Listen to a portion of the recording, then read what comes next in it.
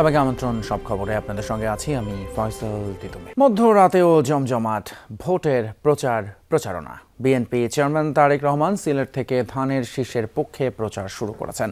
ফিরতি পথে এখন বহরটি অবস্থান করছে কিশোরগঞ্জের ভৈরবে। সেখানে আছেন আমাদের সহকর্মী সাইফুদ্দিন রবিন। সরাসরি যাচ্ছি তার কাছে।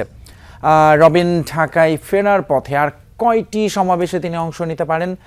আর এত রাতে নেতাকর্মীরা নিশ্চয়ই আছেন, সাধারণ উৎসুক মানুষের ভিড়ও কেমন দেখছেন একটু বলবেন বিস্তারিত? হ্যাঁ, নেতাকর্মীরা এখনো ছেড়ে যাননি সেই সমাবেশস্থল। আমি মূল সড়কে রয়েছি, ঠিক পাশেই যে ভৈরব স্টেডিয়ামটি রয়েছে সেখানেই মূলত কিশোরগঞ্জে ভৈরবের নির্বাচনী সমাবেশটি অনুষ্ঠিত হচ্ছে, যেখানে খানিক আগেই আসলেন বিএনপি চেয়ারম্যান তারেক রহমান। তিনি সিলেটে দিনের শুরুতে নির্বাচনী সমাবেশের মধ্য দিয়ে আনুষ্ঠানিকভাবে নির্বাচনী প্রচারণার কার্যক্রম শুরু করেছেন। এরপর মৌলভীবাজার, তারপর হবিগঞ্জ এবং এই ভৈরবে আসার আগেই যেটি শেষ করেছিলেন ব্রাহ্মণবাড়িয়া সরাইলের পথসভা বা নির্বাচনী সমাবেশ, যেটি বলি না কেন। এখন এই ভৈরবে এই মধ্যরাতের এই সমাবেশ ঘিরে বিকেল থেকে কিংবা দুপুরের পর থেকে যে নেতাকর্মীরা উপস্থিত হয়েছিলেন তাদের একটা অংশ এখনও রয়ে গেছেন।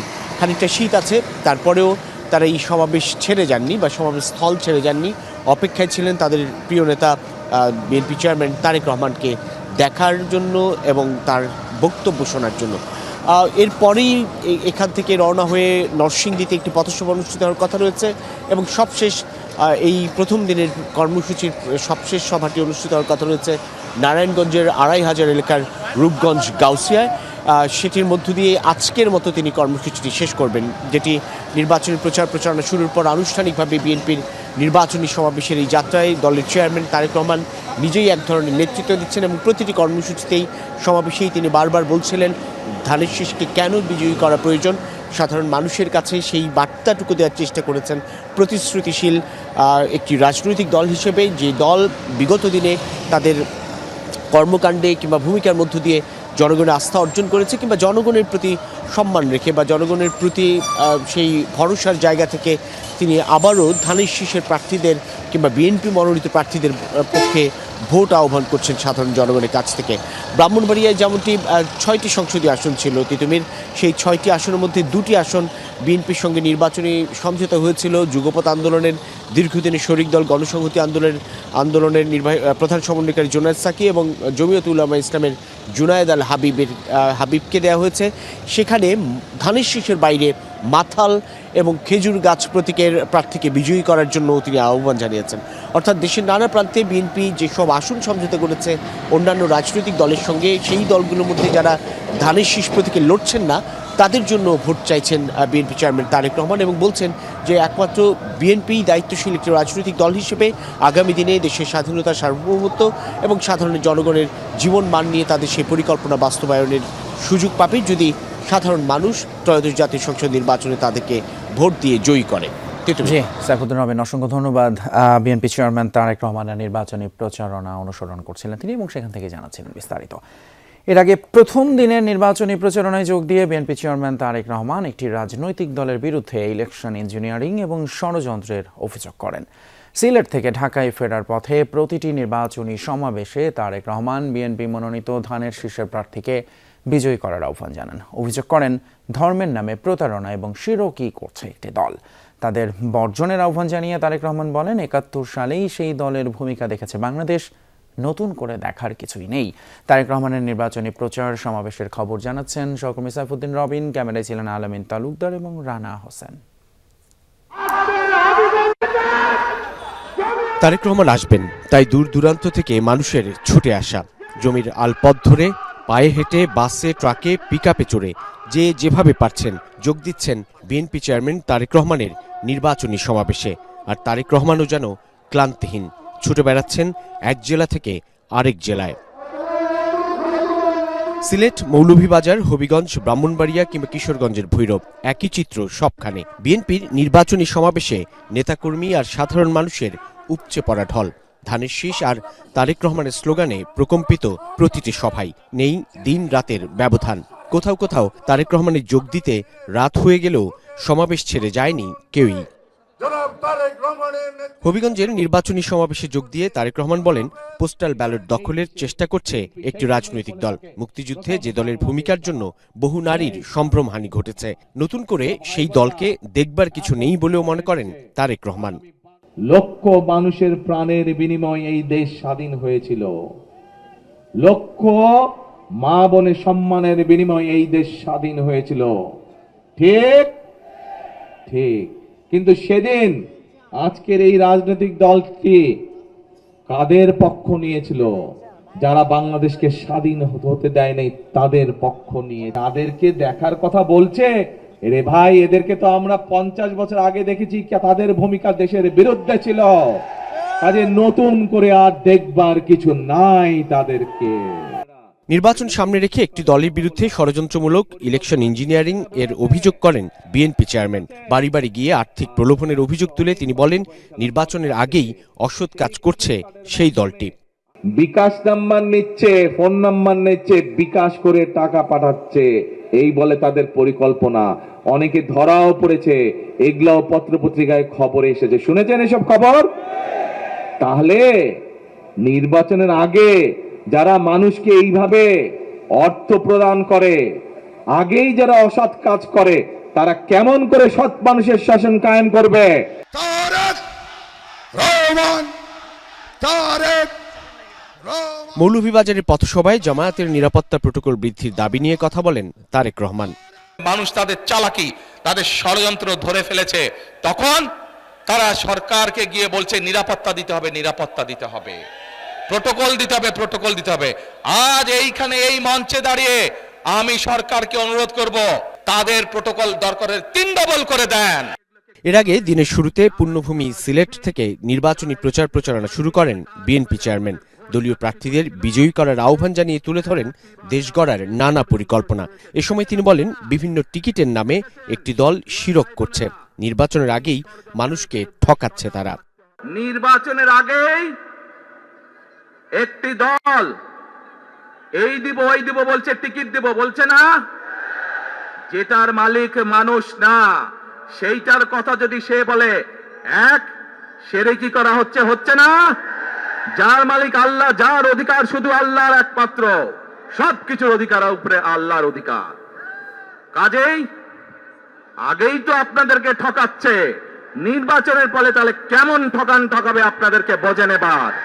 বিপুল সংখ্যক নেতাকর্মীর উপস্থিতিতে প্রতিটি জনসভা ও পথসভায় বিএনপি মনোনীত প্রার্থীকে জনগণের সামনে তুলে ধরেন তারেক রহমান। বলেন, বহু আত্মত্যাগের মাধ্যমে ভোট দেওয়ার সুযোগ পেয়েছে জনগণ, যে সুযোগ নষ্ট হলে ভয়াবহ বিপদের শঙ্কা প্রকাশ করেন তিনি। বেগম খালেদা জিয়া বারবার এসেছেন সিলেট আলিয়া মাদ্রাসা মাঠে, কখনো দেশের স্বার্থ রক্ষায় টিপাইমুখ বাঁধের বিরোধিতা করে, কখনো বা সিলেটের সন্তান গুম হওয়া ইলিয়াস আলীকে ফেরত চেয়ে। তবে নিয়ম করে আসতেন প্রতিটি জাতীয় নির্বাচনের শুরুতেই প্রচারণার যাত্রা শুরুর জন্য। তারেক রহমান হাঁটলেন সেই পথেই। সিলেট থেকেই শুরু করলেন ত্রয়োদশ জাতীয় সংসদ নির্বাচনের আনুষ্ঠানিক নির্বাচনী প্রচারণা এবং প্রার্থনা করলেন ভোট, সাধারণের কাছে তুলে ধরলেন নিজের দেশ গড়ার পরিকল্পনা। সাধারণ মানুষ স্বতঃস্ফূর্তভাবে তার সেই আহ্বানে কতটা সাড়া দেবে 12ই ফেব্রুয়ারি নির্ধারণ হবে তা। সাইফুদ্দিন রবিন, যমুনা নিউজ, সিলেট। জামায়াতের নেতৃত্বে 10 দলীয় নির্বাচনী ঐক্য আনুষ্ঠানিক প্রচার শুরু করেছে রাজধানীর মিরপুরে সমাবেশের মধ্য দিয়ে। জামায়াতের আমির ডক্টর শফিকুর রহমানের নির্বাচনী এলাকায় আয়োজিত সমাবেশে যোগ দেন এনসিপি সহ শরিক দলের নেতারা। ডক্টর শফিকুর বলেন, দেশে নতুন পোশাকে ফ্যাসিবাদের উত্থান হতে দেয়া হবে না, আবার ফ্যাসিবাদের উত্থান হলে পরিণতি হবে 5ই আগস্টের মতো। রাষ্ট্র কাঠামো পরিবর্তনের লক্ষ্যে গণভোটে হ্যাঁ এবং সংসদে 10 দলীয় জোট প্রার্থীকে ভোট দেওয়ার আহ্বান জানান বক্তারা। আমি আপনাদের কাছে আশ্রয় নিয়েছি। জামায়াতের আমির ডাক্তার শফিকুর রহমানের নির্বাচনী এলাকা ঢাকা 15 আসনে নির্বাচনী সমাবেশের মাধ্যমে আনুষ্ঠানিক প্রচারণা শুরু করল দলটি। মিরপুর 10 নম্বরের আদর্শ উচ্চ বিদ্যালয়ে দুপুর থেকেই খণ্ড খণ্ড মিছিল নিয়ে উপস্থিত হতে শুরু করেন এই আসনের বাসিন্দারা। নির্ধারিত সময়ের মধ্যেই কানায় কানায় ভরে ওঠে ময়দান। বিকেল 4:30টায় মঞ্চে হাজির হন এ আসনের জামায়াতের প্রার্থী ডাক্তার শফিকুর রহমান। এ সময় তার সঙ্গে ছিলেন 10 দলীয় জোটের শীর্ষ নেতারা। ঢাকার দলীয় প্রার্থীদের পরিচয় করিয়ে দেন জামায়াতের আমির। নাহিদ ইসলাম সহ প্রার্থীদের হাতে তুলে দেন দলীয় প্রতীক। এ সময় নাহিদ ইসলাম বলেন, এবারের নির্বাচন ক্ষমতা পরিবর্তনের নির্বাচন নয়, হবে ক্ষমতা কাঠামোর পরিবর্তনের নির্বাচন। আমরা ঐক্যবদ্ধভাবে বৈষম্যের বিরুদ্ধে, দুর্নীতির বিরুদ্ধে আর ইনসাফের পক্ষে আমরা নতুন বাংলাদেশ গড়ে তুলব। এবারে নির্বাচন শুধু সরকার বদলের নির্বাচন নয়, দেশ বদলের নির্বাচন। এবারে নির্বাচন ক্ষমতা পরিবর্তনের নির্বাচন নয়, ক্ষমতার কাঠামো পরিবর্তনের নির্বাচন। পরে প্রধান অতিথির বক্তব্যে ডাক্তার শফিকুর রহমান বলেন, নতুন পোশাকে দেশে ফ্যাসিবাদের উত্থান হতে দেওয়া হবে না। নতুন করে ফ্যাসিবাদের উত্থান হলে তাদেরও 5 আগস্টের মতো পরিণতি হবে।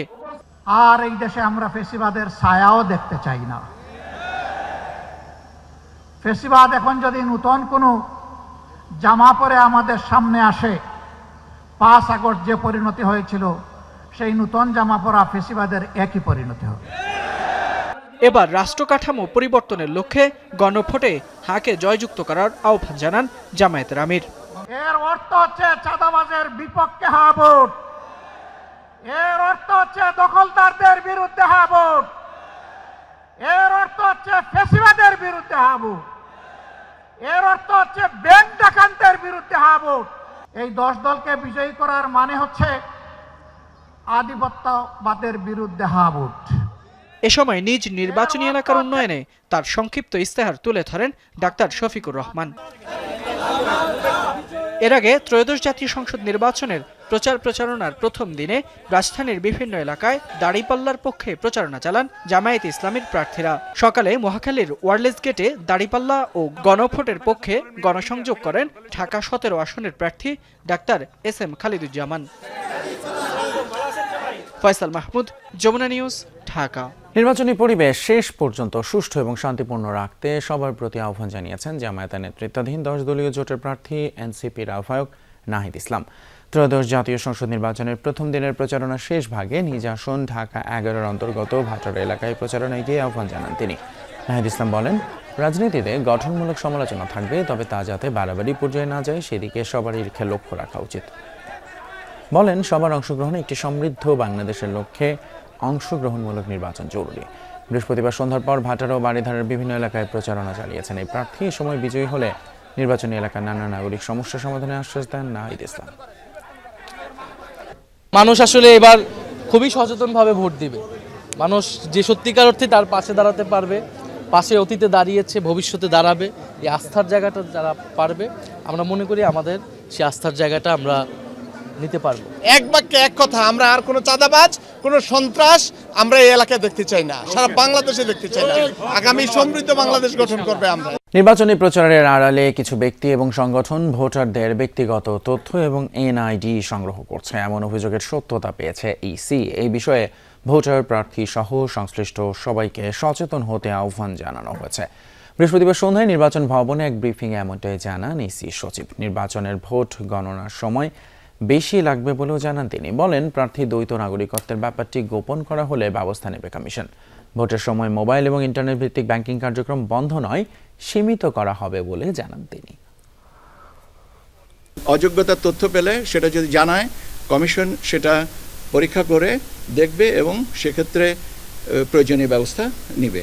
যেহেতু আমাদের নজরে এসছে এবং এটা আচরণবিধি ভঙ্গ, সেই জন্য আমরা সচেতনতা বৃদ্ধির জন্য করছি যে আপনি দিবেন না এবং আপনি চাইবেন না। ত্রয়োদশ জাতীয় সংসদ নির্বাচন উপলক্ষে শিল্পাঞ্চলের শ্রমিকদের জন্য 3 দিন এবং অন্যদের ক্ষেত্রে 2 দিন সাধারণ ছুটি ঘোষণা করেছে অন্তর্বর্তী সরকার। সব শ্রেণীর মানুষ যাতে নির্বিঘ্নে ভোট দিতে পারে সে লক্ষ্যে এমন সিদ্ধান্ত বলে জানিয়েছেন প্রধান উপদেষ্টা প্রেস সচিব শফিকুল আলম।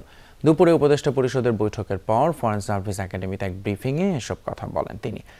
এছাড়াও অনুমোদন পেয়েছে বহুকাঙ্ক্ষিত ঢাকা সেন্ট্রাল ইউনিভার্সিটি এবং জুয়া প্রতিরোধ অধ্যাদেশ। দেশের অতি গুরুত্বপূর্ণ 13টি এজেন্ডা নিয়ে বৈঠকে বসেছিলেন উপদেষ্টারা। উপদেষ্টা পরিষদের সেই বৈঠকে 11টি বিষয়কে নীতিগত চূড়ান্ত অনুমোদনও দেওয়া হয়েছে।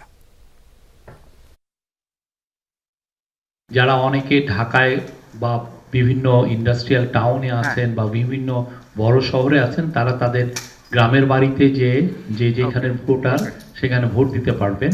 মুন্সিগঞ্জ 2 আসনের নির্বাচনী প্রচারে বিএনপির দুই পক্ষের মধ্যে সংঘর্ষ হয়েছে, আহত হয়েছেন বেশ কয়েকজন। স্থানীয়রা জানায় বৃহস্পতিবার দুপুরে নির্বাচনী সভায় খণ্ড খণ্ড মিছিল নিয়ে আসছিলেন নেতাকর্মীরা। এই সময় সভা সঞ্চালক জেলা বিএনপি সদস্য শামীম মোল্লার নাম উল্লেখ করলেও দিঘিপাড় ইউনিয়ন বিএনপির সাবেক সভাপতি অলিউল্লাহ খানের নাম না বলায় উত্তেজনা ছড়ায়।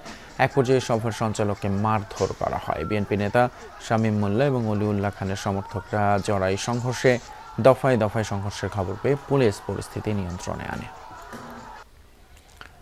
অন্যদিকে লক্ষ্মীপুরের ভবানীগঞ্জ ইউনিয়নে ব্যানার টানানোকে কেন্দ্র করে পাল্টাপাল্টি হামলার অভিযোগ উঠেছে বিএনপি ও জামায়াত নেতাকর্মীদের বিরুদ্ধে। এতে আহত হয়েছেন অন্তত 5 জন। বৃহস্পতিবার সকালে রিফিউজি মার্কেট এলাকায় হয় এই ঘটনা।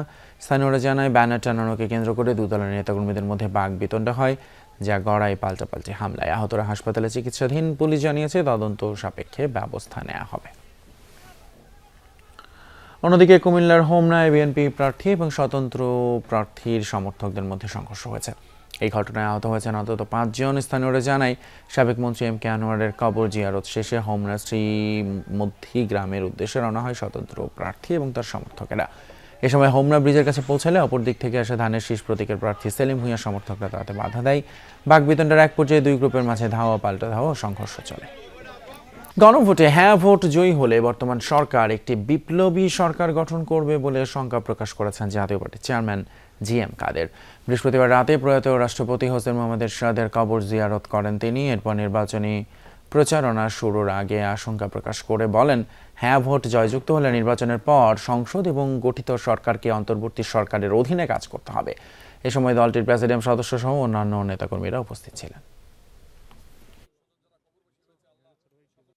আমরা বিশ্বাস করছি বা আশঙ্কা করছি তার একটা রেভলিউশনারি গভর্নমেন্ট, একটা কি বলে এটাকে বিপ্লবী সরকার গঠন করবেন, করে তারা বলবেন যে আমরা যেহেতু হাফে ভোট পেয়েছি, কাজেই জনগণ আমাদেরকে ম্যান্ডেট দিয়েছে, কাজেই জনগণের এখন পার্লামেন্ট আমাদের কথা মতো চলতে হবে। অন্যদিকে গণভোটে নায়ের পক্ষে প্রোপাগান্ডা চালিয়ে জুলাই শহীদদের অবমাননা করা হচ্ছে এমন মন্তব্য করেছেন জামায়াতের কেন্দ্রীয় কর্ম পরিষদ সদস্য মমতাজ উদ্দিন। বৃহস্পতিবার রাতে রংপুর মহানগরীর শাপলা চত্বরে দলীয় কার্যালয়ে একটি প্রেস ব্রিফিংয়ে এসব কথা বলেন তিনি। এ সময় তিনি আরও বলেন, শেখ হাসিনার দুঃশাসনের প্রধান পৃষ্ঠপোষক ছিল জাতীয় পার্টি।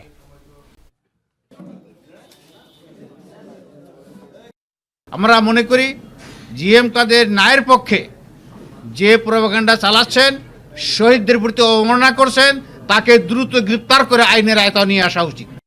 ঢাকা 17 আসনের বিএনপির প্রার্থী তারেক রহমানের পক্ষে প্রচারণা চালালো বাংলাদেশ জাতীয়তাবাদী আইনজীবী ফোরাম। বৃহস্পতিবার বিকেলে রাজধানীর বনানী এলাকায় লিফলেট বিতরণ করা হয়। এ সময় বিএনপির দেয়া 31 দফার বাইরেও বেশ কয়েকটি প্রতিশ্রুতি দেওয়া হয় ভোটারদের। বিএনপি ক্ষমতায় গেলে নিরাপদ, বাসযোগ্য এবং পরিচ্ছন্ন ঢাকা গড়ের অঙ্গীকার করেন প্রচারের অংশ নেয়া সমর্থকেরা। আমাদের চেয়ারম্যান সারা বাংলাদেশের যে সংস্কারের জন্য অলরেডি আমাদের 31 দফা দেওয়া আছে, বাংলাদেশে কী কী সংস্কার হবে যদি বিএনপি ক্ষমতায় আসে। এর বাইরে এই আসনের যেহেতু উনি প্রার্থী, সেই হিসাবে ওনার যে প্রতিশ্রুতি ঢাকা 17 আসনের জনগণের জন্য, সেখানে গতিময় ঢাকা 17 আছে, সমন্বিত স্বাস্থ্যসেবা, যুবকদের দক্ষতা ও কর্মসংস্থান বৃদ্ধি, রাস্তা ও ফুটপাত। অবশেষে নানা সীমাবদ্ধতা নিয়েই জারি করা হলো রাজধানীর 7 সরকারি কলেজকে নিয়ে ঢাকা সেন্ট্রাল ইউনিভার্সিটি অধ্যাদেশ। প্রধান উপদেষ্টার সভাপতিত্বে উপদেষ্টা পরিষদের বৈঠকে এর অনুমোদন হয়েছে। মন্ত্রণালয় জানিয়েছে ঢাকার 7টি সরকারি কলেজকে একই একাডেমিক কাঠামোর আওতায় এনে উচ্চশিক্ষার গুণগত মান উন্নয়ন ও দীর্ঘদিনের প্রশাসনিক জট নিরসন এই অধ্যাদেশের মূল উদ্দেশ্য। নতুন অধ্যাদেশের মাধ্যমে কলেজগুলোর নিজস্ব পরিচয়, অবকাঠামো এবং স্থাবর অস্থাবর সম্পত্তির উপর তাদের অধিকার অক্ষুণ্ণ থাকবে। সংসদ অধিবেশন শুরুর 6 সপ্তাহের মধ্যেই অধ্যাদেশের অনুমোদন না হলে তা বাতিল হবে। শেষ হলো শরীফ ওসমান হাদির স্মরণে আয়োজিত 5 দিন ব্যাপী স্মৃতি বইমেলা। বৃহস্পতিবার রাতে ঢাকা বিশ্ববিদ্যালয়ের সমাপনী অনুষ্ঠানে প্রধান অতিথি হিসেবে ছিলেন সংস্কৃতি উপদেষ্টা মুস্তফা সরওয়ার ফারুকী। বলেন, বইমেলা শুধু বই বেচাকেনার আয়োজন নয়, এটি মুক্ত চিন্তা, মানবিকতা এবং সৃজনশীল চর্চার একটি গুরুত্বপূর্ণ ক্ষেত্র। ওসমান হাদির আদর্শ আত্মত্যাগ নতুন প্রজন্মের মাঝে ছড়িয়ে দিতে এ ধরনের আয়োজন বিশেষ ভূমিকা রাখবে বলে মন্তব্য করেন তিনি। বলেন, পাঠ্যাভ্যাস গড়ে তুলতে এবং সমাজে চিন্তার বহুমাত্রিকতা তৈরি করতে নিয়মিত বইমেলার আয়োজন প্রয়োজন। হাদির মধ্যে বাংলাদেশের স্বাধীনতা এবং সার্বভৌমত্বের চিহ্ন খুঁজে পেয়েছে। হাদি ধীরে ধীরে একটা চিহ্ন হয়ে উঠছে এবং এই সৌভাগ্য সবার হয় না। আমাদের মধ্যে হাদি খুবই সৌভাগ্যবান যে তাকে তার এই কি বলে সেই জায়গায় পৌঁছেছে। ঢাকা বিশ্ববিদ্যালয়ের প্রথম বর্ষের মেধাবী এবং অসচ্ছল 150 শিক্ষার্থীকে শিক্ষাবৃত্তি দিল আকিজ মনোয়ারা ট্রাস্ট। সিনেট ভবনে দ্বিতীয়বারের মতোই শিক্ষাবৃত্তি প্রদান অনুষ্ঠানের আয়োজন করা হয়। প্রধান অতিথি ছিলেন উপাচার্য অধ্যাপক ডক্টর নিয়াজ আহমদ খান এবং ট্রাস্টি মনোয়ারা বেগম। মনোয়ারা বেগম জানান, ভবিষ্যতে এই কার্যক্রম পাবলিক বিশ্ববিদ্যালয় সহ মাদ্রাসাতেও সম্প্রসারণ করা হবে। অনুষ্ঠানে 2024-25 শিক্ষাবর্ষের বাছাইকৃত শিক্ষার্থীদের মাসিক 5,000 টাকা করে 1 বছরের জন্য শিক্ষাবৃত্তি প্রদানের মনোনীত করা হয়। কক্সবাজারে হয়ে গেল এশিয়ান এবি পলিমারের ডিলার মিট। দেশের বিভিন্ন জেলা থেকে আগত ডিলারদের স্বতঃস্ফূর্ত অংশগ্রহণে বৃহস্পতিবার দিনব্যাপী আয়োজন হয় একটি হোটেলে। প্রধান অতিথি ছিলেন কোম্পানির ব্যবস্থাপনা পরিচালক লিটন দাস। বিশেষ অতিথি ছিলেন কোম্পানির চেয়ারম্যান মীর আফসার আলী এবং কোম্পানির ঊর্ধ্বতন কর্মকর্তারা উপস্থিত ছিলেন। সভায় কোম্পানির বর্তমান কার্যক্রম, পরিকল্পনা, নতুন পণ্য ও বাজার সম্প্রসারণ কৌশল নিয়ে বিস্তারিত আলোচনা করা হয়। শেষে রাফেল ড্র এবং মনোজ্ঞ সাংস্কৃতিক অনুষ্ঠান অনুষ্ঠিত হয়। দর্শক, এই ছিল আমাদের এখনকার মতো সব খবরের আয়োজন। এতক্ষণ সাথে থাকার জন্য ধন্যবাদ আপনাদের সবাইকে।